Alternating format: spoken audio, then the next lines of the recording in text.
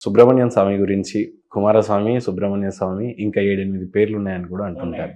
మీ favourite దేవుడు, మీ ఇంటి దైవం అని అంటున్నారు. అలాంటి దేవుడి యొక్క బయోగ్రఫీని గాని, ఆ చరిత్ర గురించి చెప్పాలి అనంటే ప్లీజ్.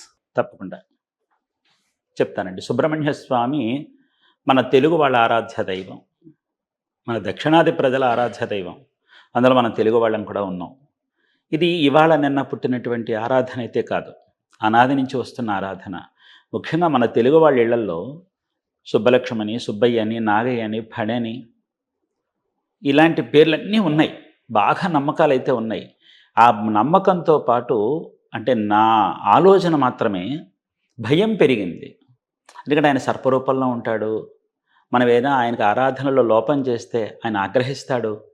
తద్వారా మనకి ఏదైనా కాస్త ఆయన యొక్క శాపమో, ఆగ్రహమో మనం పడవలసి వస్తుందేమో అన్న భయం చేత, ఆయనకు నియమము, నిష్ఠ ఎక్కువనేటటువంటి ఆ భయం చేత, అది మనం ఎక్కడ చేయలేకపోతే ఆయనకు ఆగ్రహానికి పడిపోతామో అన్న భయం చేత చాలామంది మన తెలుగు వాళ్ళు దూరంగా ఉండొచ్చేమో అని నా ఆలోచన.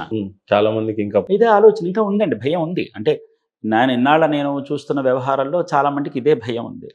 నేననేది ఏంటంటే ఆ భయం చేత మన తెలుగు వాళ్ళం ఆయన ఆరాధనలో కొంచెం వెనకున్నాం అని అనిపిస్తోంది.